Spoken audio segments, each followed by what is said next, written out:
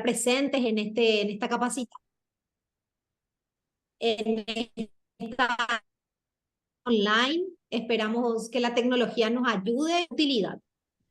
Hago una breve presentación del profesor magíster, el licenciado Enrique Ocampos, especialista en materia de prevención de lavado de activos y financiamiento al terrorismo, altamente reconocido por los profesionales que nos dedicamos al área, con mucha experiencia principalmente en lo que tiene que ver con juegos de azar. Le cedo la palabra a él, que va a estar dando una presentación, y estamos abiertos a cualquier tipo de interacción, preguntas y consultas, a modo de que sea una capacitación interactiva pese a las distancias de las computadoras y la tecnología. De todas maneras, estamos abiertos para cualquier consulta. Si no lo hacen en esta presentación, nos los pueden mandar también por correo sin problema. Nosotros después y estamos al pendientes. Muchas gracias por la confianza. Le dejo con el profesor Enrique, especialista en la materia. Buenas tardes, me están escuchando bien. Espero un retorno de parte de ustedes. Muchísimas gracias al Estudio Morales Paoli, con toda la experiencia de trabajar con el papá, con las hijas ya en esta época, en este momento. Así es que bienvenidos todos. Se está grabando ya la reunión.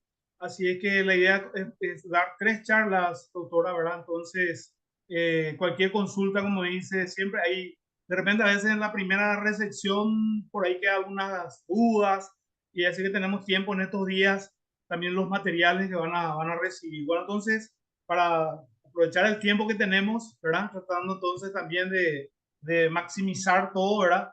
Vamos a iniciar la charla sobre lo que es la idea de tratar con ustedes hoy riesgos de lavado de activos a los que se encuentra expuesto el sujeto obligado. Esta resolución 258-2020 de CEPERLAT en los aspectos más importantes y las normativas internas del sujeto obligado. Espero que se esté escuchando bien. Cualquier cosa, ustedes me lo dicen, o ahí la persona que me está escuchando, sin ningún inconveniente, por favor, para poder de esa manera aclarar cualquier situación que tengamos, porque como dice, el tema tecnológico a veces juega un factor vital. Bueno, y si nosotros entramos en lo que es la resolución 258 del 2020 de ese PRELAT, ¿sí? Se hablan de factores de riesgos, ¿verdad? Factores de riesgos que evidentemente es en base a una metodología que se llama de Boulders, que se aplicaron a los bancos, pero tiene una bastante utilidad en los diversos sujetos obligados, por lo cual la misma CEPRELAT también lo tomó, ¿verdad?, como una forma de aplicar los sujetos obligados, los diversos sujetos obligados. El año pasado se cerró ese circuito con lo que implica las organizaciones sin fines de lucro. Eran las últimas que tenían todavía una resolución anterior a esta que implica básicamente el enfoque basado en riesgo y la gestión de esos riesgos. Y bueno, el artículo 4 de esa normativa habla de los riesgos asociados, ¿verdad?, a clientes, porque finalmente es fundamental el que puede, entre comillas, tener algún tipo de inconvenientes para nuestra empresa como sujeto obligado, son nuestros clientes, pero evidentemente también es algo necesario para poder realizar nuestro giro comercial. Entonces, sean esas personas físicas o jurídicas, porque existen diferentes formas de personas, sus antecedentes, su actividad, su comportamiento. Vamos a ver un material ya en la clase de hoy, en estas 2 horas, justamente sobre la estrategia de prevención del lavado de activos. ¿A qué apunta? Evidentemente apunta a la trazabilidad del dinero. El dinero que existe mucho en el mundo, pero bueno, en algunos casos son genuinos, o sea, provienen de actividades genuinas, y en otros casos habrían que ver, evidentemente, por ello, la preocupación de organizaciones como Gafi, Gafilat, y obviamente en la República del Paraguay, la CEPRELAT. Entonces, ver todos esos comportamientos al inicio, durante, hasta la finalización de esa relación comercial, de acuerdo con lo que establece esta resolución 258 del 2020. También hay que analizar los productos, servicios, ¿verdad?, que son riesgos de lavado de activos y financiamiento al terrorismo asociados a estos productos y servicios que se ofrecen por cuenta propia. Ese es fundamental, porque los tipos de productos o tipos de servicios que nosotros ofrecemos es lo que le va a llamar la atención a cierto tipo de clientes. Este tema del enfoque basado en riesgos lo que quiere es que el sujeto obligado básicamente trabaje menos para poder identificar, porque si no teníamos el enfoque basado en riesgos, evidentemente iba a ser más complejo el tema de la prevención. Entonces, conocer los tipos de productos, conocer los tipos de servicios y a qué mercado está orientado para saber qué tipo de clientes nosotros podemos tener en nuestra empresa como sujeto obligado. Y los canales de distribución, que son los riesgos de lavado de activos asociados a diferentes modelos y medios de distribución. Para que te haga una idea hoy, ¿verdad? Hoy el 80% de los delitos son cibercrimen. O sea, si yo pregunto a la policía delito económico financiero y cualquier otro tipo de delito, el 80% es cibercrimen. O sea, todo hoy se está realizando a través de medios tecnológicos. Y ese canal de distribución es cómo yo me relaciono con mi cliente, ¿verdad? En materia de la venta de productos o servicios. Zona geográfica, ¿verdad? Esto hay riesgos también que están obviamente asociados a las zonas geográficas en las que ofrecen estos productos o servicios, tanto local como también internacional. O sea, también dentro de esta metodología analiza la parte geográfica, tanto local como internacional, porque para hablar no precisamente a ustedes ni los tipos de clientes de ustedes, sino mundialmente, ¿verdad? Mundialmente este crimen es transnacional. Entonces la plata puede venir de cualquier parte del mundo y es dinero que proviene probablemente del narcotráfico, probablemente viene de los terroristas o de organizaciones que están ayudando a estos terroristas. Para ello, en el artículo 5 de esta resolución de CEPRELAB habla de la evaluación de riesgos de nuevos productos o servicios y todos tenemos que, como sujetos obligados, evaluar el nivel de exposición a los riesgos. Yo le voy a mostrar después en forma aplicada en qué consiste esto, porque acá se da un tema que siempre solemos hablar con los diferentes profesionales, entre ellos la doctora Mónica, ¿verdad? Que son asesores de empresas. El tema de que muchas veces lo que está escrito acá y que están en las guías generales, tanto de GAFI, el Grupo de Acción Financiera Internacional, como también de la CEPRELAT, a veces son muy abstractos, a veces cuesta interpretar, pero cuando uno ve aplicado, ya te das cuenta que algo ustedes lo están haciendo diariamente y la idea es tratar de organizarse mejor, de documentar, porque es importante destacar estos riesgos, como ya les digo, cuando yo tengo una serie de productos que ya estoy operando con ellos y quiero incorporar otros, se tiene que evaluar qué tipo de riesgos de lavado de activos y financiamiento al terrorismo puede estar asociado a este tipo de productos o tipo de servicios. Eso va a ser el oficial de cumplimiento, ¿verdad? Con la ayuda de todos, porque el oficial de cumplimiento es un técnico, una persona preparada en materia de prevención de lavado de activos y financiamiento del terrorismo, pero ustedes son probablemente los colaboradores, los que conocen cómo se hace el negocio y bueno, con quién estamos operando. Y obviamente eso, todo esto tiene que hacer anterior, eso es lo que dice el artículo 5 de esta resolución, todo eso tiene que ser anterior a evidentemente lo que implica el lanzamiento de estos nuevos productos o servicios y tiene que quedar refrendado en un documento. Acá es muy importante y tenemos que anotar eso, o sea, todo tiene que ser fehaciente. O sea, CEPRELAT utiliza no sé cuántas veces la expresión fehaciente en todas sus resoluciones porque tiene que haber documentos. Es un tema muy importante. Todo esto de lo que vamos a hablar hoy y las próximas charlas que vamos a tener pueden tener consecuencias reputacionales y legales, ¿verdad? Y espacios legales. En la parte legal implica un sumario administrativo, en el peor escenario y luego implica un sumario judicial. Entonces, acá básicamente es cómo yo gestioné el riesgo. O sea, van a ver ustedes seguidamente. Lo que me pide es cómo yo gestiono el riesgo del lavado de activos y financiamiento del terrorismo. Ese le interesa a las autoridades de control. Entonces, esto tiene que evaluar todo lo que implica si hay nuevos productos, nuevos servicios. Yo tengo que tener un informe de la exposición de los riesgos de estos nuevos productos, nuevos servicios. Y ese informe tiene que estar disponible a disposición, o sea, en la empresa, ¿de quién? Tanto de la CEPRELAT como también de la CONACSAR.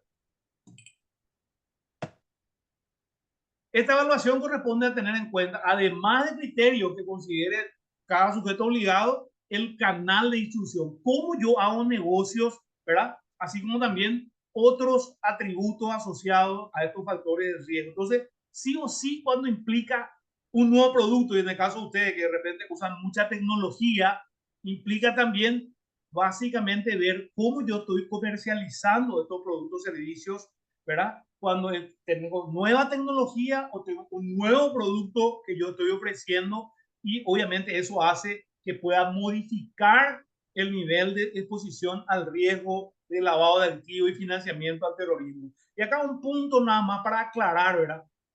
Uno, el Producto Interno Bruto mide la economía de un país, ¿verdad? Que nosotros vemos que Paraguay básicamente macroeconómicamente es el tercer país en Sudamérica en crecimiento. Ahora, finalmente ese PIB mide la conducta del ser humano. Estas normativas miden también la conducta del ser humano. Por eso es importante cuando hablamos de trazabilidad del dinero y cuando vamos a hablar después de lo que es la estrategia en materia de prevención del lavado de activos y financiamiento del terrorismo. ¿A qué apunta todas estas normativas? A la conducta del ser humano. Porque el ser humano, por eso hoy van a ver ustedes, muchas organizaciones apuntan a la ética empresarial, o apuntan a la integridad, apuntan a todo lo que implica la transparencia, porque este tipo de crimen evidentemente ya ha penetrado, ¿verdad? Y ha permeado en todas las capas del Estado, ya sea Poder Ejecutivo, Poder Judicial, Poder Legislativo, Fuerzas Armadas, Fuerzas Policiales, etcétera. Entonces, es muy importante que el ataque contra este tipo de crímenes no solamente implica estas normativas, sino una modificación de la conducta de cada uno de nosotros. Bueno, para eso, básicamente, lo que hablamos con respecto a cómo yo identifico estos productos, estos servicios, básicamente hay una guía general de CEPRELAT en donde primero empezamos con una autoevaluación, ¿verdad? Que como dice acá, es un proceso interactivo entre las partes de nuestra empresa. O sea, yo tengo administración, tengo ventas, tengo, no sé, finanzas, contabilidad, tengo, no sé, cada empresa tiene su estructura. Y esa estructura, ¿cómo está expuesto al lavado de activos? Porque finalmente, como les digo, es preocupante. Y yo sé que mucha gente, yo sé, como dice ahí la doctora, hemos hecho muchísimas charlas en diferentes partes de Paraguay y sabemos lo que la gente muchas veces opina, dice, y mucha gente, inclusive profesionales, le dice, el Estado apunta a pequeñas empresas y sin embargo hay grandes empresas que están, bueno, la normativa implica la aplicación irrestricta en todos los niveles. Nosotros, cada uno tenemos que hacer lo mejor posible en nuestra tarea. Esta autoevaluación es ver mi empresa, cómo está expuesta al riesgo de lavado de activos de acuerdo a la estructura que yo tenga como tal. Por eso hay lo que implica los factores de riesgo. Espero que estén viendo bien, pero de hecho yo les envié allá en el grupo para que ustedes puedan ver. Y hay criterios y subcriterios que se utilizan a la hora de identificar los factores de riesgo, que son 4 que ya vimos recién: clientes, productos, servicios, canal de distribución y área geográfica. Para que yo pueda hacer una metodología, yo tengo que identificar, tengo que hacer indicadores. Y los indicadores empiezan con estos criterios. Yo les estoy mostrando algo que realmente lleva un proceso de tiempo, pero para que vean a qué apunta esta metodología. Y van a ver que hay diferentes formas de realizar lo mismo, pero cada uno de repente de acuerdo a su experiencia. Por ejemplo, para que vean acá, 4 factores tenemos nosotros: clientes, y lo más importante, 50%, yo le doy de 100. Productos, también muy importante, 20% de 100. Canal de comercialización, 15. Área geográfica, 15. La sumatoria tiene que ser 100. Nuevamente, yo, los clientes, ese 50%, yo tengo que volver a hacer unos subcriterios para poder saber. Un cliente puede ser PEP o no PEP, su actividad, el ingreso, la edad, la relación. Hay una serie de subcriterios que elabora el oficial de cumplimiento o hay empresas que ya tienen software que obviamente tiene un costo, ¿verdad? Pero en definitivas, esto es lo que vamos a ver seguidamente en las presentaciones. Acá por lo dice los criterios. PEP nacional.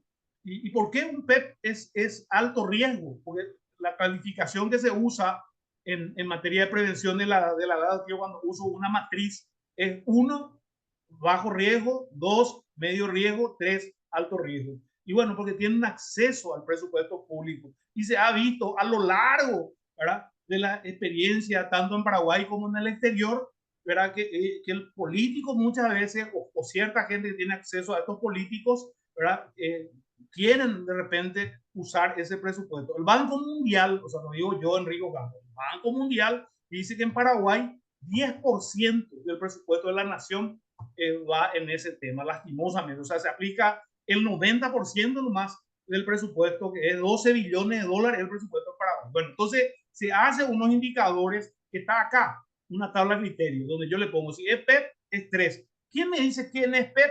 Hay una resolución de CEPRELAT y la resolución es número 50 del 2019. Y si no es PEP, 1. Entonces, normalmente va a ser 3 o 1, ¿verdad? Como persona, física o jurídica. Por ejemplo, en el caso de un presidente o caso de un vicepresidente o ministro del Poder Ejecutivo o fuerzas policiales o comandantes, ellos son PEPs. Y si tienen empresas y son 10% o más de las acciones dueñas, esa empresa también es PEP y sus administradores son PEPs.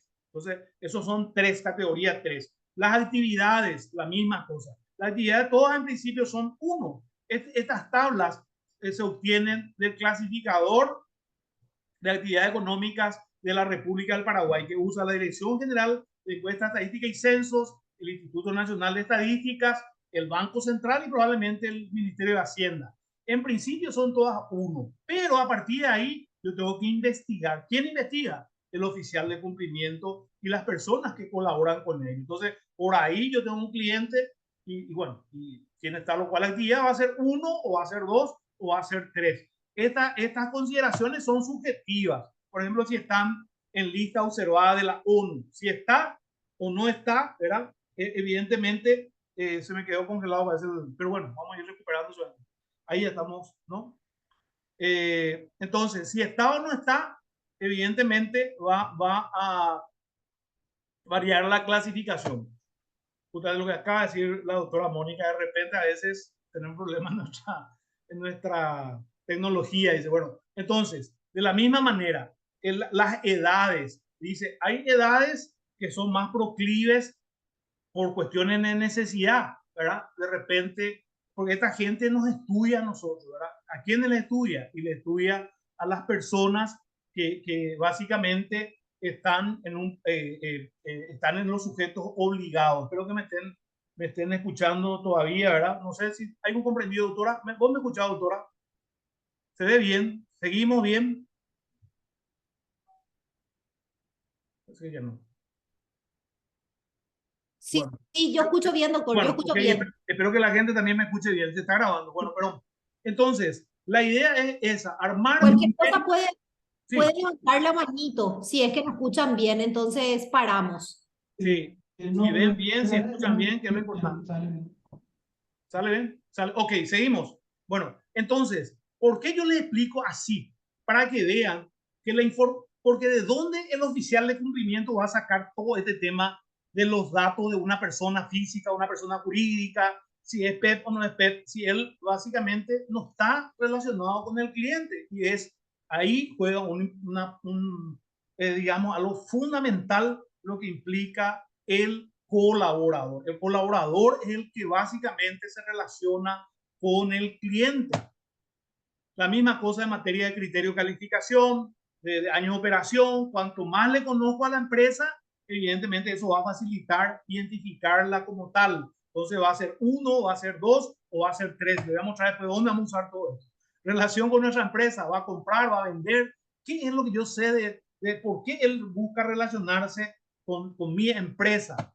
El ingreso también hacen, porque como ya les digo, el tema de ingreso tiene mucho que ver con nosotros mismos, ¿verdad? En donde de repente a ciertos niveles bueno, de repente uno busca, estamos en una sociedad de consumo, o sea, directamente lo que implica básicamente es que en la medida que yo necesite ir incorporando probablemente una mejor educación, ya empiezo a tener hijos, ya compré una casa, compré mi vehículo, quiero aumentar, o sea, quiero comprar otra propiedad, etcétera. Por ahí yo estoy en una etapa en donde de repente puede generar algún tipo de inconveniente y controlar, porque este básicamente es monitorear permanentemente. Lo que van a ver ustedes enseguida nada más son tres aspectos. Uno es identificar el riesgo. Dos es evaluar, por eso le ponemos ahí, ustedes van a ver, uno, dos, tres.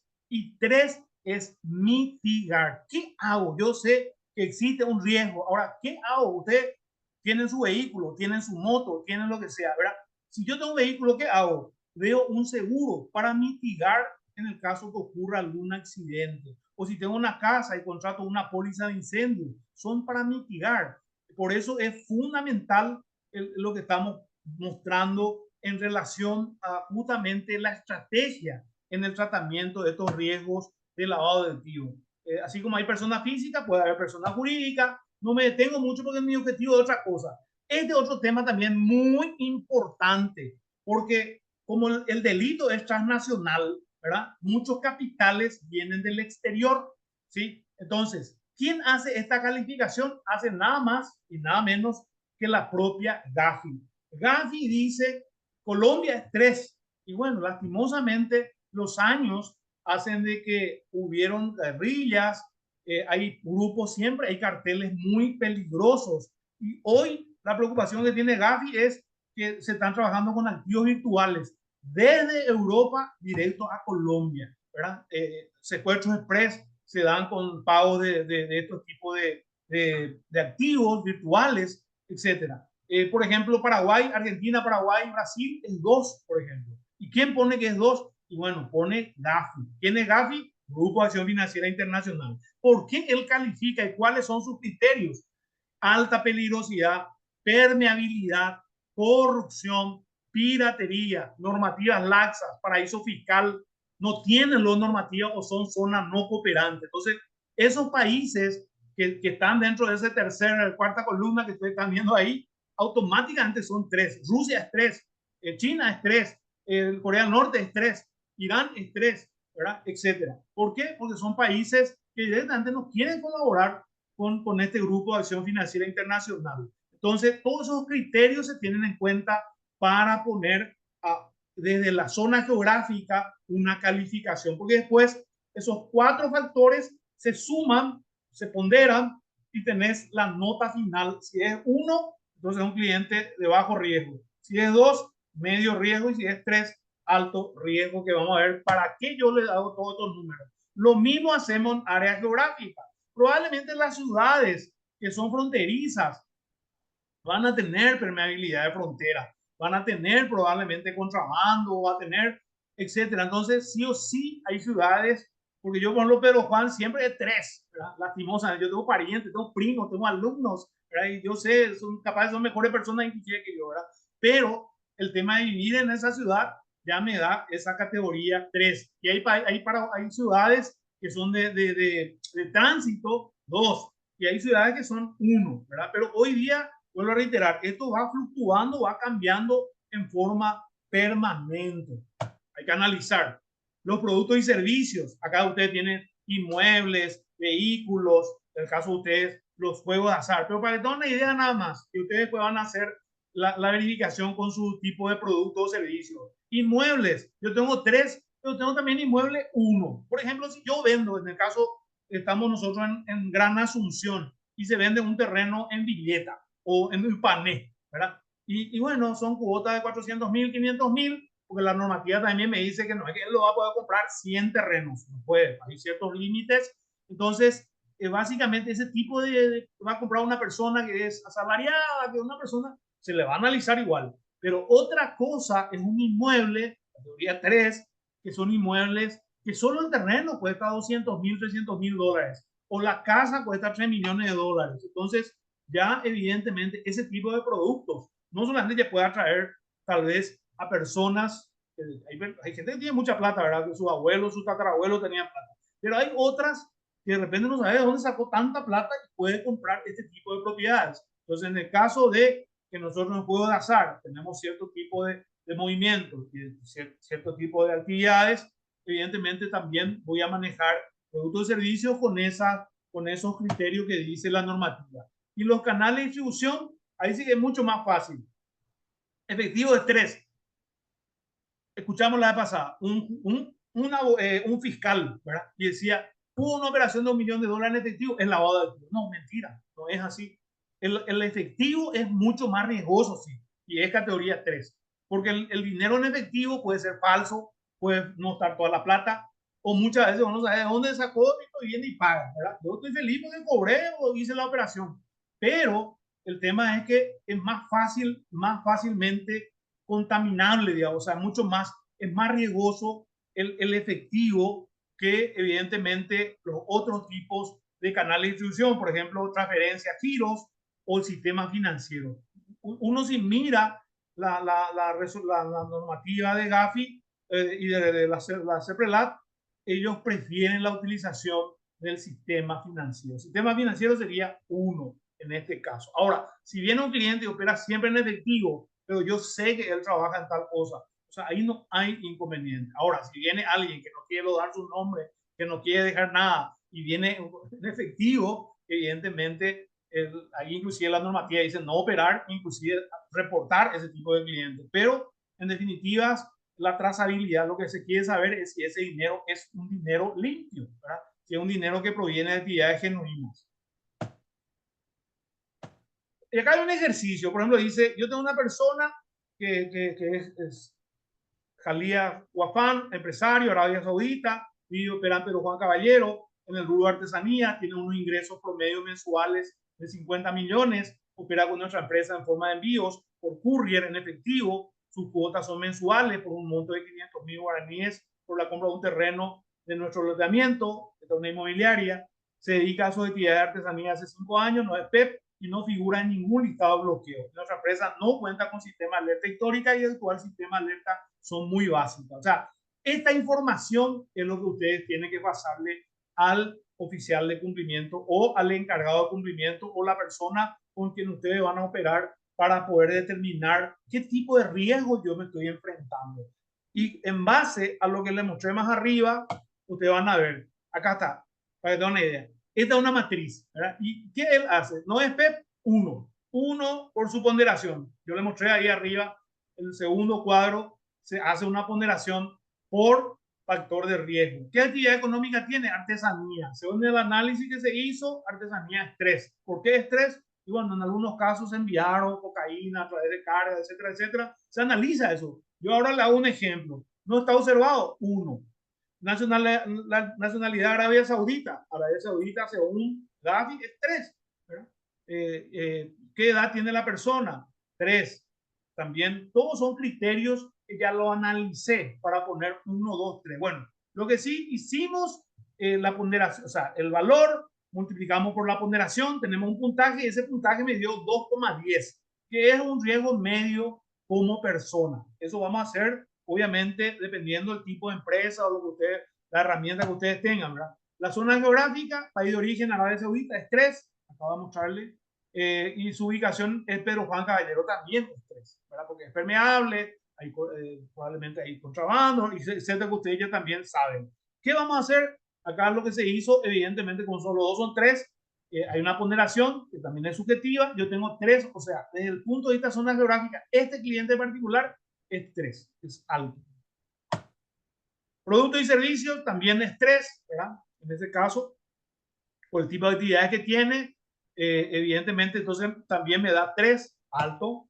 Y canal de distribución, él envía en efectivo. Estos son un ejemplo para que vea cómo funciona lo que implica el tema de identificar al cliente, identificar al producto, ver su canal de distribución y ver el área geográfica. Él envía por courier en sí, ¿verdad? Y entonces su puntaje en 3, porque decíamos en efectivo, es, no sé, no, en todas estas normativas, acá hay algo muy importante también. Todas las normativas de CEPRELAT, de GAFI, de lo que sea, no prohíben comercializar con tu cliente. Pero te doy un ejemplo. Viene una persona a operar con ustedes, ¿verdad? Y me escuchan. ¿Hay algún tema que quieran consultar, por favor? ¿O se abrió nuevo el micrófono? Bueno, vamos a suponer un caso. Yo soy una persona, me voy a operar con ustedes y llevo $50,000 en efectivo, ¿sí? No hay problema, ustedes pueden operar sin ningún problema. Ahora, ¿qué pasa si yo soy un lavador de activos, ¿verdad? Y hay una operación y ustedes no denunciaron o lo que sea, o se les pasó? Evidentemente, ¿qué va a pasar? Vamos a entrar en un sumario administrativo primeramente de ese prelat y luego ya judicial. Ese 50,000 que yo operé se va a congelar, se va a comisar, porque hay una ley de eso, ¿verdad? Hasta tanto se verifique si yo soy o no soy lavador. Si yo soy lavador y se confirma, ese 50,000 ya va a tener la Cenavico y va a entrar en el presupuesto de la nación, ¿verdad? Y obviamente la empresa va a entrar en un sumario, va a entrar en un sumario. ¿Me están escuchando bien, verdad? Un pulgar para... ¿Hay alguien está hablando? ¿Hay alguien? Sí.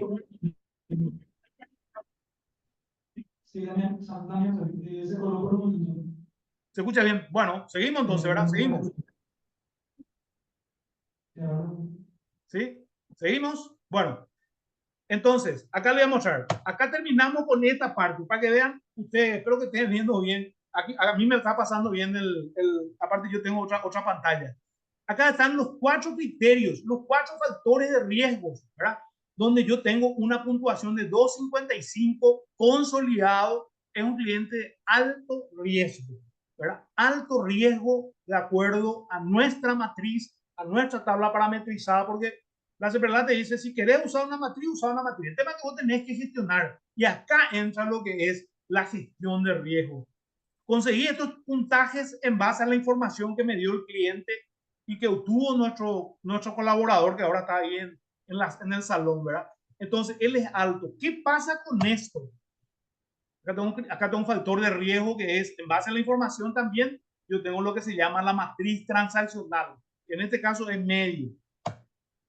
Ahora, obtuve toda esta información. ¿Para qué? ¿Para qué me sirve saber de que esta persona, ¿verdad? Que estuvimos viendo en un caso didáctico, esto podemos aprobar porque ustedes tienen que tener así todos sus clientes, todos sus directivos, todos sus empleados, a todos tenemos que conocernos. ¿Qué hacemos con esto?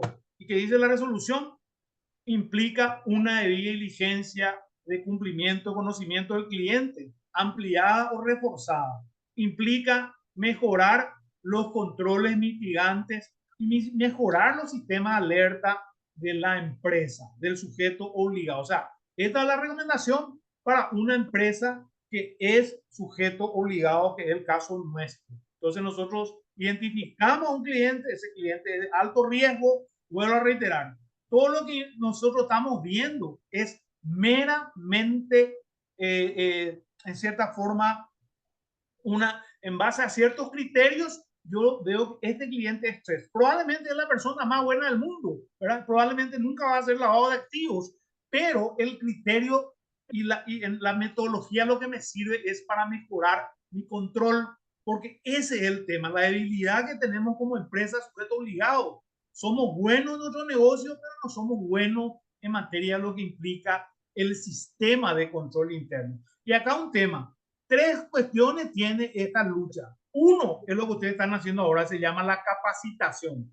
2, las auditorías internas y externas. Y 3, el sistema de control interno para prevención del lavado de activos. La empresa tiene su sistema de control interno que implica control por oposición, segregación de funciones, una serie de cuestiones. Ahora, en materia de lavado de activos es cumplir. ¿Cumplir qué cosa? Nuestro manual. Si no tenemos manual, hay que hacer el manual. Si se hizo el manual y no es con enfoque basado en riesgo, hay que hacer con enfoque basado en riesgo. Porque hoy los manuales son numéricos. Ese es 1.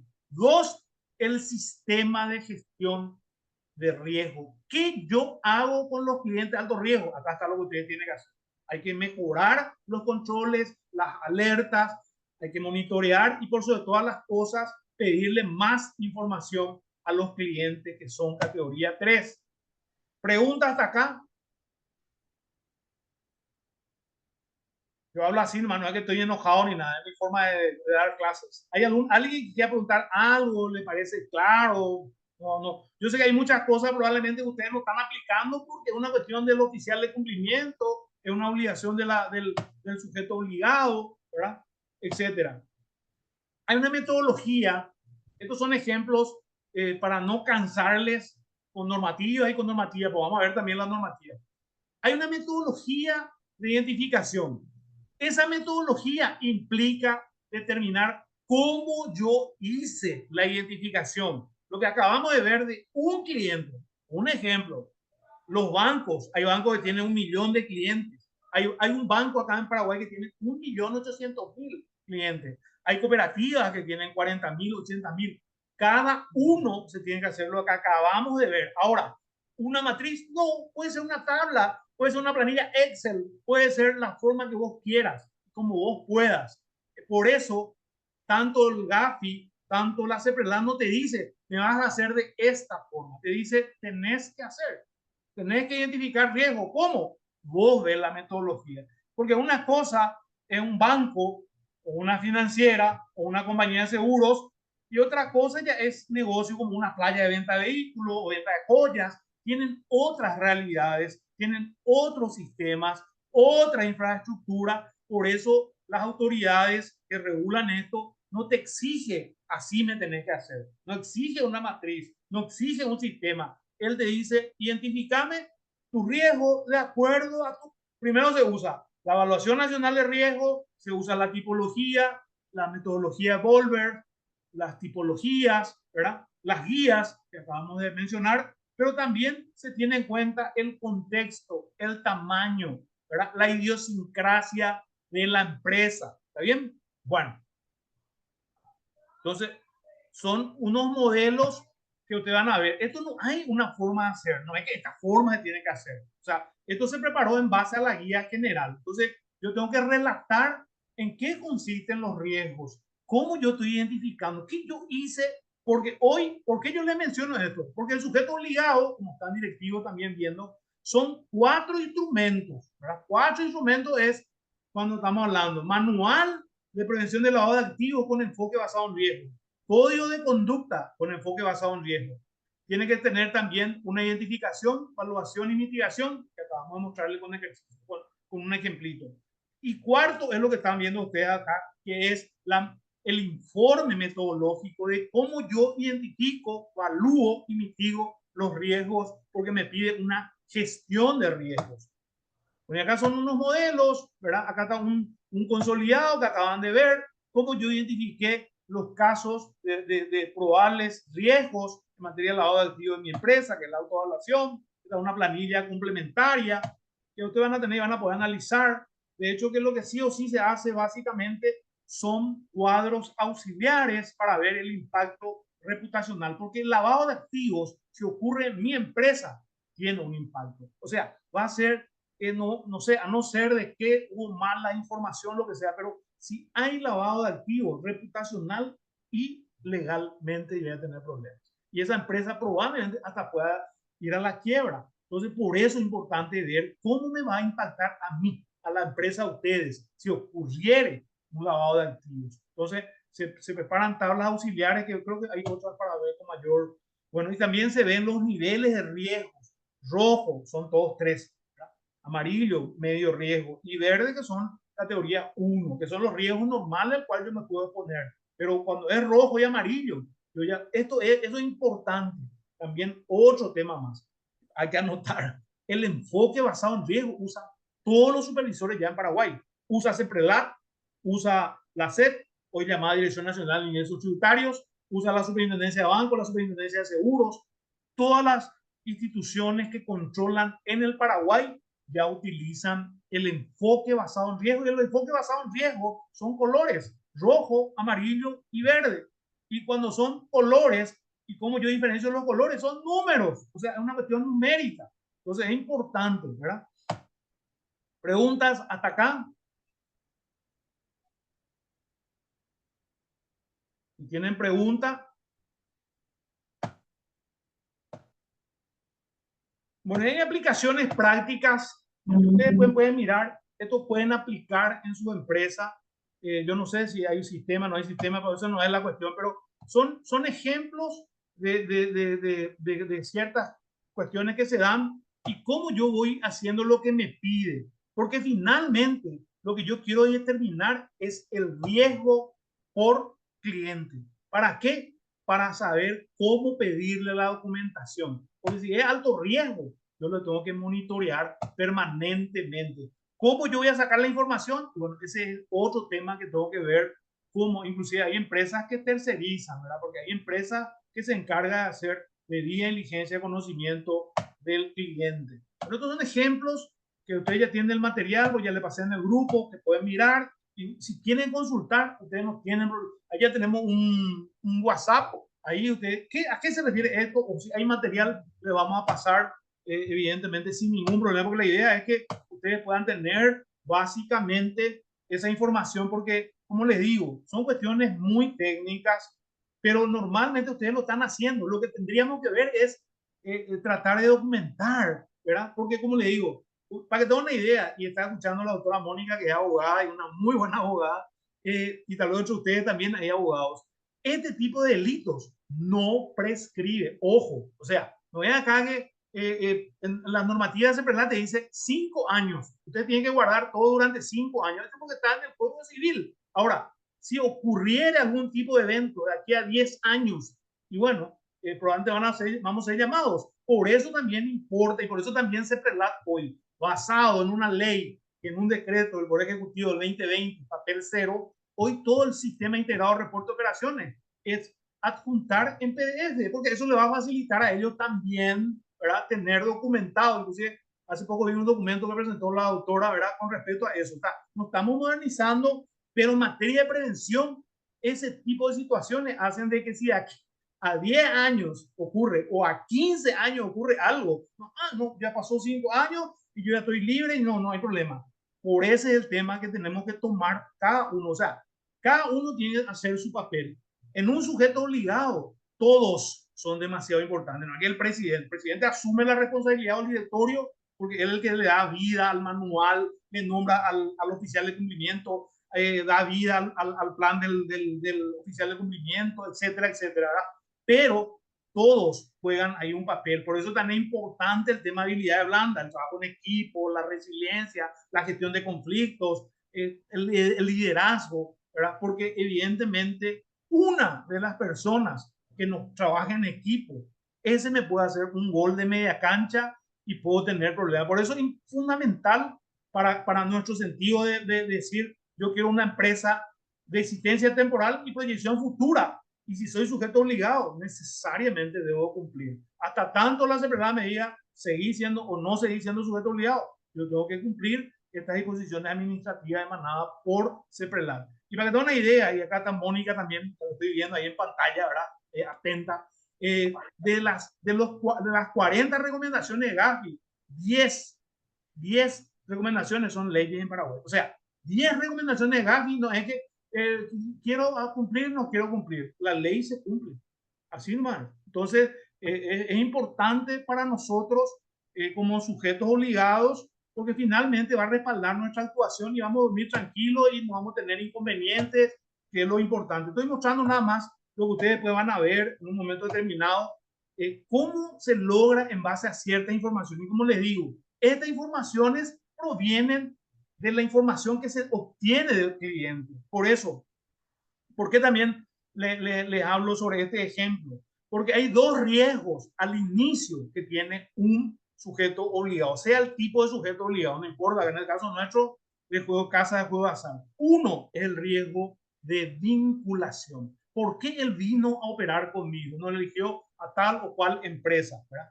Y dos, es el riesgo transaccional. Son los dos primeros riesgos al cual nos enfrentamos como sujeto obligado. Ahora, la vinculación implica que mi documento de diligencia tiene que sacar la mejor información posible, lo más sustancioso para que el oficial de cumplimiento pueda hacer correr o una matriz o lo que fuere, una tabla parametrizada y determinar con qué tipo de cliente vamos a operar, por un lado. Y por el otro, la matriz transaccional, que son los sistemas de alerta que me va a servir en un momento determinado en forma automática, porque eso también me pide ese CEPRELAT, tratar de mejorar mis cuestiones tecnológicas, porque hoy básicamente el mercado lo básicamente ya no es local, ya no es geográfico, ya es mundial, global, y el sistema de la tecnología es lo que más se utiliza. Entonces, es muy importante también la tecnología. Por eso les muestro estos temas, porque está relacionado directamente con esos dos riesgos que hablamos.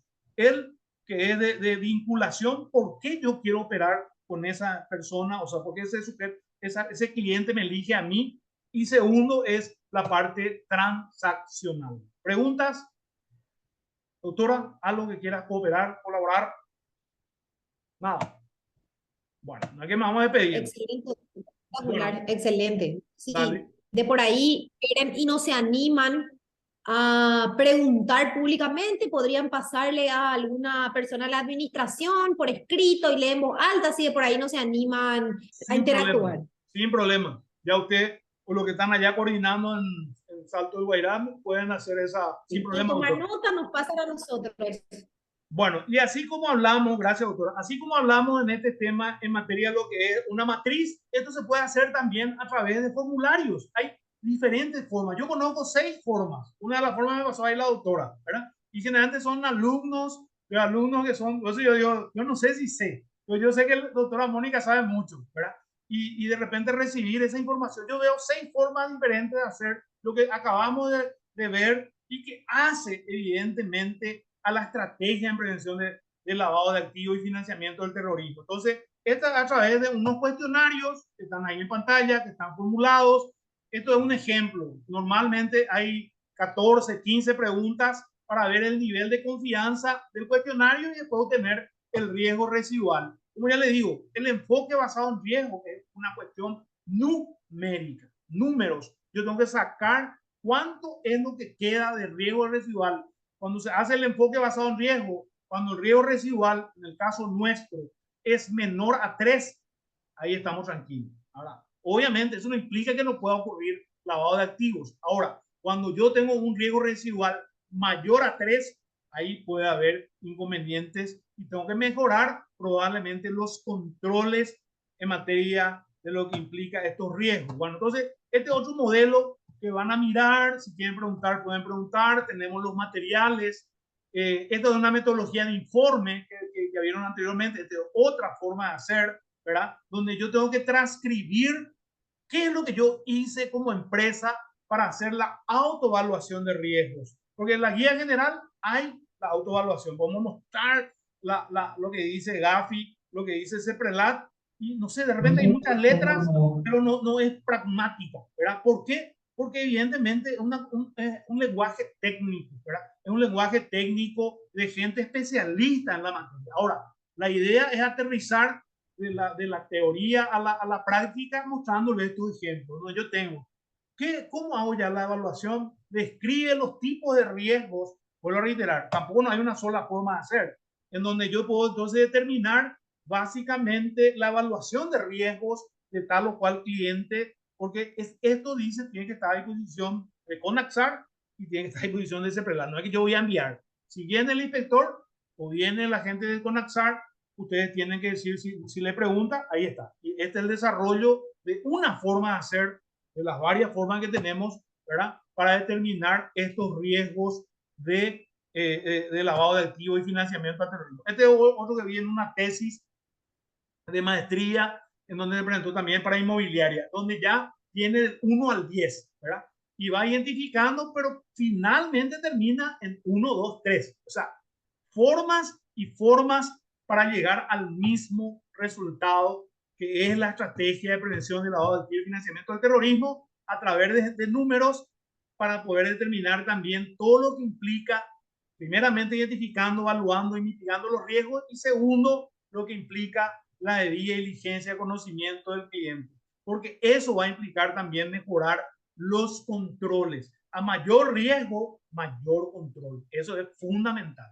Justamente las personas o la gente, los comisionistas, porque la gente normalmente son comisionistas, lo que realizan este trabajo es ir a una empresa de juegos y tratar de incorporar. Lo que quiere es un cheque tuyo o quiere una transferencia de la empresa para incorporar al mercado financiero. Eso es lo que ellos necesitan. Entonces, generalmente ellos tienen información ya de la empresa. Ellos no van así. Por eso es fundamental el control. Es como tener cámaras, ¿verdad? Igual pueden echar, igual nos pueden asaltar, pero es más o menos persuasivo. Entonces, a mayor riesgo tiene que haber un mayor control. La persona se tiene que sentir controlada. No hay de otra manera.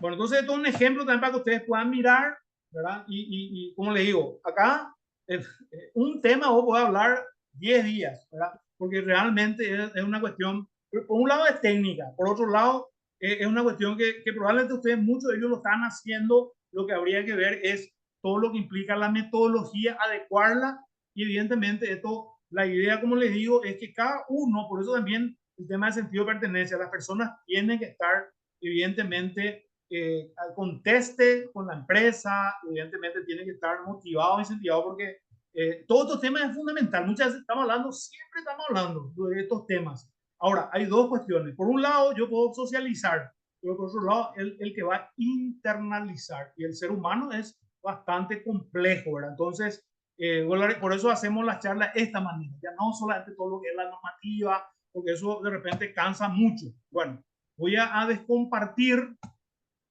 para compartirle otro material, ¿verdad? Si es que no hay preguntas, ¿sí? Bueno, creo que no. Voy a abrir.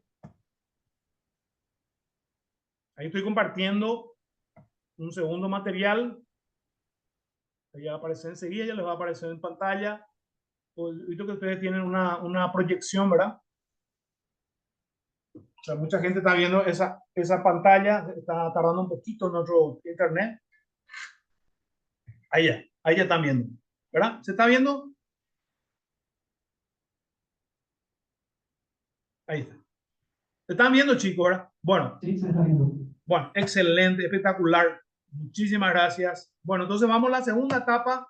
Estamos viendo, evidentemente, lo que vimos, cuestiones importantes referente a la resolución 258. Ahora vamos a ver la segunda parte. Vamos a ver esta misma resolución. Ya vimos unas cuestiones básicas de lo que es el tema de prevención. Ahora vamos a ver la normativa. ¿Qué me dice la 258 del 2020? Vuelvo a reiterar. Para que tengan una idea y ponernos en contexto, hubieron eventos en el 2001, el 11 de septiembre, ustedes vieron ya la caída de las Torres Gemelas, ¿sí? Luego en Atocha, que es una estación de trenes en Madrid, en el año 2003, y hubo un evento también en París, Francia. Eso les alertó más que de sobremanera, porque si nosotros hacemos un análisis de lo que es el lavado de activos en el planeta Tierra, obviamente los primeros que iniciaron este tema no lavaban dinero porque no había dinero o había otra forma. Lo que ellos hacían era robaban embarcaciones y llevaban a las guaridas. Ya en el siglo XX empieza un proceso de lavado de dinero, justamente usando empresas que eran lavanderías, en este caso el señor Al Capone, ¿verdad? Y por eso en la primera generación, ya en los 60, la primera generación de leyes apunta al tráfico internacional de estupefacientes. Porque Al Capone en los 30 lo que hizo fue vender alcohol, que es una droga también, ¿verdad? Y esas ganancias que tenía, él tenía que tratar de darle un viso de legalidad. ¿Y que hizo? Instaló lavandería a lo largo de Estados Unidos. Finalmente va al preso por evasión fiscal. Su contador le delató a él. Bueno, y ya en los 60 empiezan la utilización de mucha droga de parte de la juventud, porque fue una revolución también en los 60. Entonces, los primeros oficiales de cumplimiento fueron los ministerios de salud de cada de estos países más desarrollados, que vieron que de 5 personas promedio al mes empezaron a tener 30, 50, 100 chicos que tenían sobredosis de droga, y ahí empezó a llamar la atención. Y evidentemente también el Ministerio de Salud Pública dio la alerta y se empezaron a verificar en el sistema financiero y se dieron cuenta que Enrico Campos tenía miles de millones de dólares. ¿Y en la que se dedica? Y él es contador, auditor, da charlas, ¿verdad? ¿Y de dónde él saca para...? Bueno, entonces, los bancos de Basilea, que son los que regulan la actividad bancaria, evidentemente empezaron a dar normativas a los bancos que después se plasmaron en lo que hoy se llaman las 40 recomendaciones de gasto. Entonces, la primera generación de normativas apuntaba al tráfico internacional de estupefacientes. La segunda generación de normativas apuntaron al sistema financiero. Y la tercera generación de normativas apuntan a las asociaciones y personas físicas no financieras designadas, que somos nosotros los que estamos en las empresas de juegos de azar, la financiera, las playas de venta de vehículos, la inmobiliaria, etcétera, también. Bueno, entonces, ¿por qué le hablo de todo eso? Porque en el año 2001 ocurre este evento en Estados Unidos, la caída de las Torres Gemelas. 2003 en España, y no sé si en 2004, 2005 en Francia. Entonces eso motivó que en el 2012 se cambiaran 9 recomendaciones de las 40. La primera recomendación ya me dice que los países están obligados a identificar los riesgos de lavado de activos a los cuales están expuestos. Designar una persona que coordine la tarea le obliga. Eso también es muy importante. Está con nosotros Mónica, ella atenta. Las normativas.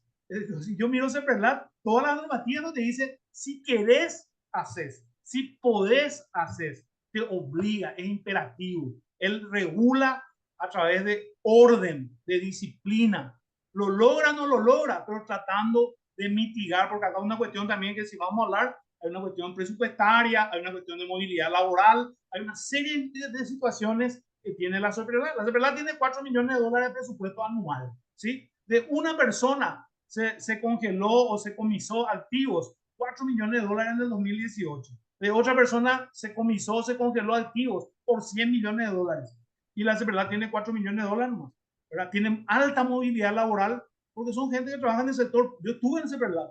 Son gente que trabaja en el sector público. Los salarios son de 3, 4 millones. Sale una empresa y le dice, sabe que yo estuve en CEPRELAT y sabe que yo manejo mucha información. Te dice, ¿cuánto vos querés ganar? Y yo quiero ganar 20. No, te van a pagar 15. Yo ganaba 4. O sea, y sabes lo que yo estuve en los pasillos, trabajamos, hicimos auditoría, supervisión con CEPRELAT, y la mayoría de estos chicos que son jóvenes, ¿verdad? Tienen 2 veces y ya se fueron a Corea, 3 veces y se fueron a Estados Unidos, son certificados, todo, o sea, calificación tienen. Ahora, esto es una estrategia nacional, no depende mucho, depende de una serie de factores. Entonces, a partir de ahí, se hicieron las evaluaciones nacionales de riesgo y se empezó a modificar todas las resoluciones. ¿De cuándo? Desde el 2019. Primero los bancos, compañías de seguros. Esta resolución salió en el 2020 y la última fue del 16 de octubre del 2022 para organizaciones sin fines de lucro. Entonces vamos a ver aspectos más importantes dándole una celeridad, porque tenemos 1 hora. El artículo segundo, para mí concretamente, ¿verdad? Pero yo creo que todos van a coincidir, para mí es lo fundamental. A esto apunta la lucha contra este flagelo. ¿Quiénes? La máxima autoridad, los colaboradores, el oficial de cumplimiento, ¿verdad? Nuestros tercerizados, todos los que están trabajando con nosotros en el día a día. Apunta todo lo que implica la auditoría interna, todo lo que implica la auditoría externa, todo lo que implica el trabajo de CEPRELAT a cumplir estos 2. Dice pilar 1, políticas y procedimientos de prevención del lavado de activos y financiamiento del terrorismo que sean eficientes, que se cumpla, ¿verdad? Tarea del oficial de cumplimiento, del auditor interno, auditor externo y CEPRELAT e INCOP, no es Superintendencia de Seguros. Y por el otro lado, la gestión de riesgo, autoevaluación, identificación, evaluación y mitigación de estos riesgos de lavado de activos y financiamiento al terrorismo. Ojo, esto se tiene que cumplir. Si no se cumple, evidentemente no estamos haciendo bien la tarea. Ahora, esto es perfectible, o sea, no implica que todo va a estar magnífico cuando estamos iniciando. Hay que empezar ese proceso porque es mucha responsabilidad. No sé si hay preguntas o alguien dejó abierto su micrófono que está haciendo.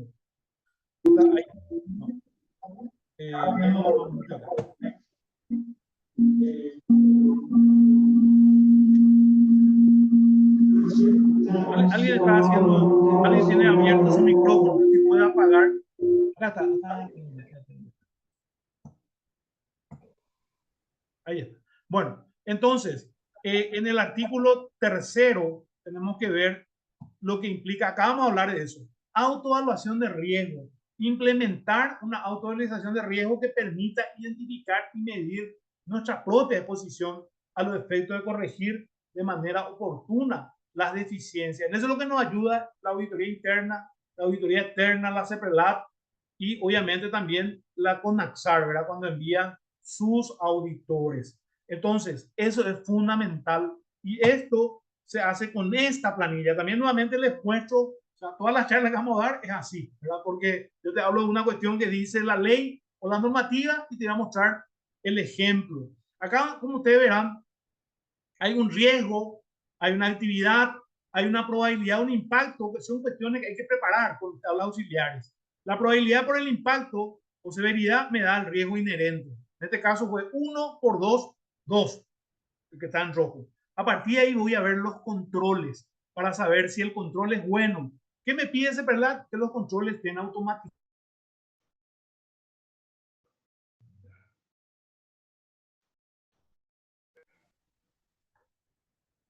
Ahí. ¿Me escuchan ahí? ¿Se me escucha o no? No se me escucha. Se me fue la señal de mi computadora. Ahí volvió, parece que se fue un ratito la señal, ahí volvió. Sí, No sé si ya. ustedes escuchan desde allá. ¿Se escucha, verdad? Un ratito. Estas son las... lo que quiero saber si voy a tratar de cambiar mi... Voy a tratar de cambiar mi... Ahí y se fue un ratito la señal. Ahí voy a conectar por otro... ¿Me escuchan?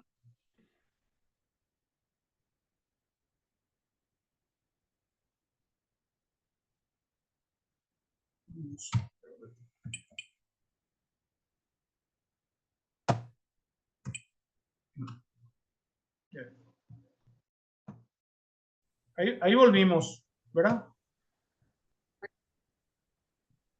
Volvimos. Ahí volvimos. Sí.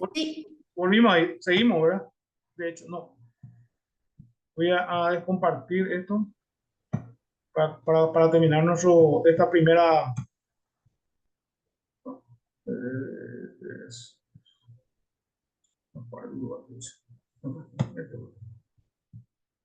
Bueno, ahí creo que seguimos, ¿verdad? Sin problemas. Vamos a seguir, se sigue grabando, así es que no hay problemas.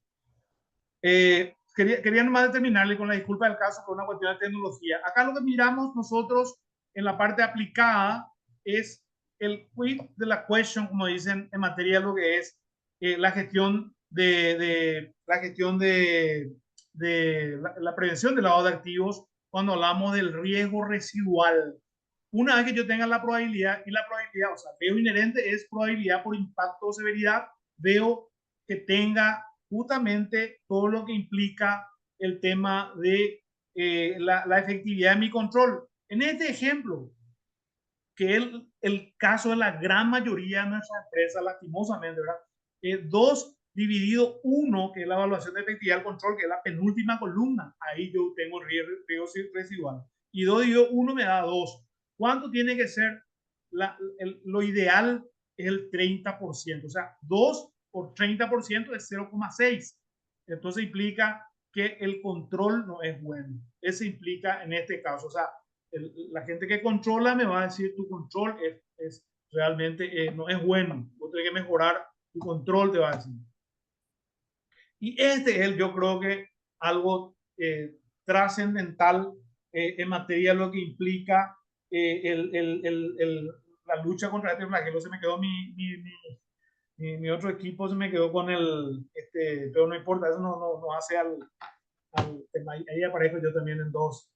El tema es, como les digo, la cuestión acá es muy importante porque lo que se tiene que ver es la trazabilidad del dinero. Ese es dentro de una estrategia. Este otro tema también que quiero que si ustedes miran en estos días que después vamos a tener nuestra charla, para que me puedan preguntar la gente que asistió en esta charla, van a recibir también el video con todos los temas que tuvimos, van a recibir el video.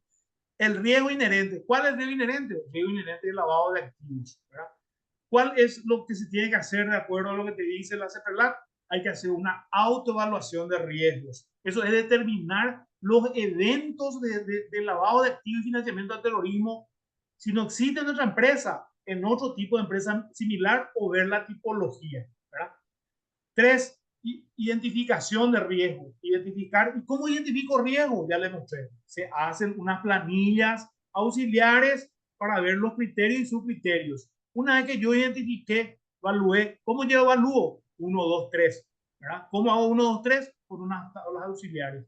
A partir de ahí, y veo que es 3 o 2 o 1, voy a hacer la debida diligencia del conocimiento del cliente. Si es 3, va a ser una debida diligencia ampliada o reforzada. Si es un riesgo 2, va a ser una debida diligencia estandarizada. Si es un riesgo 1, va a ser una debida diligencia conocimiento del cliente simplificada. A partir de ahí voy a ver los controles que se tienen que mejorar. ¿Para qué? Para que ese riesgo residual pueda ser el 30% de ese RI primero que dice que la primera circunferencia que está en pantalla. Esto es lo que se llama la estrategia en prevención del lavado de activos, en la financiación del terrorismo y la financiación de la proliferación de armas de destrucción masiva.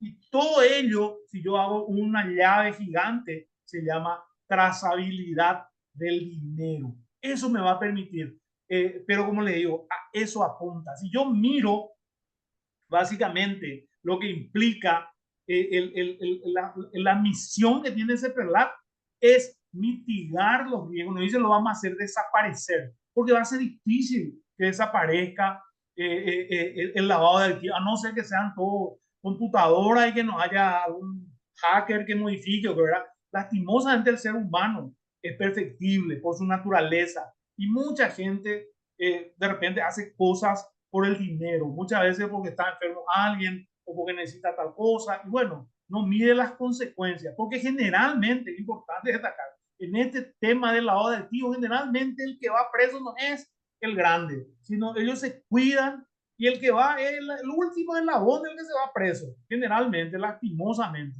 Pero como le digo, es lo que se da. Y para que tengan una idea, nada más, en Paraguay en Gran Asunción hay 85.000 chespis, 85.000 los que están catastrados. Puede haber más, ¿verdad? Y hoy se está apuntando a niños de 8 a 9 años para venderle droga. O sea, en estos días hubo un caso, ¿verdad?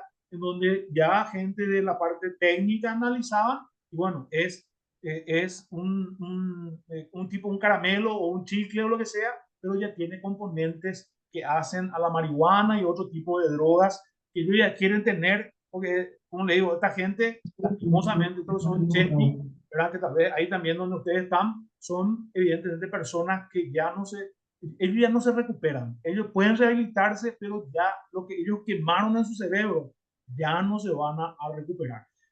Este tema del lavado de activos ataca a dos cuestiones vitales en todo país, en toda economía, en toda básicamente sociedad. Uno es justamente a la familia y dos, a la economía. Bueno, y me habla en el artículo sexto, ¿verdad? En el artículo sexto, básicamente también apunta a lo que implica la evaluación de riesgo de incursión de nuevas zonas. Por eso yo marqué ahí. Necesita básicamente elaborar un informe, el sujeto obligado, donde evidentemente se ve el nivel de exposición al peligro. Acá hay una pregunta, parece. No, la conexión es muy mala. Sí, no se puede seguir. No se puede seguir el curso, dice. Que yo les veo acá, están en movimiento, yo también estoy en movimiento. Bueno, de hecho está grabado, ¿verdad? Y tenemos unos minutos más todavía, así vamos a tratar de concluir, ¿verdad? Vamos a ver cómo podemos mejorar. De hecho, van a poder ver también la grabación, ¿verdad? Bueno, tiene que tener un informe, y básicamente ver en función a los factores de riesgos que están en ese artículo cuarto de esta resolución 258. También existen aspectos generales de conocimiento del mercado. O sea, sí o sí en nuestro manual tiene que estar evidentemente establecido todo lo que implica básicamente este tema que guarda relación con los criterios.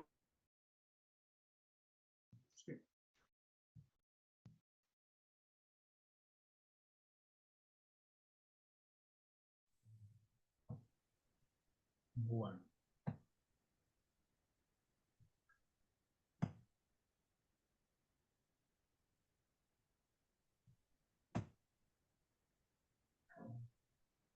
No. Vos me seguís escuchando, ¿verdad? Me seguís escuchando. Hola, ¿vos me escuchás? Estamos viendo que hay mala conexión ¿Y qué por hacemos? internet. ¿Qué Te hacemos? pedimos las disculpas del caso. Esto suele ocurrir a menudo. Sí, profe, le comenté nomás de que lastimosamente hay mala. Sí.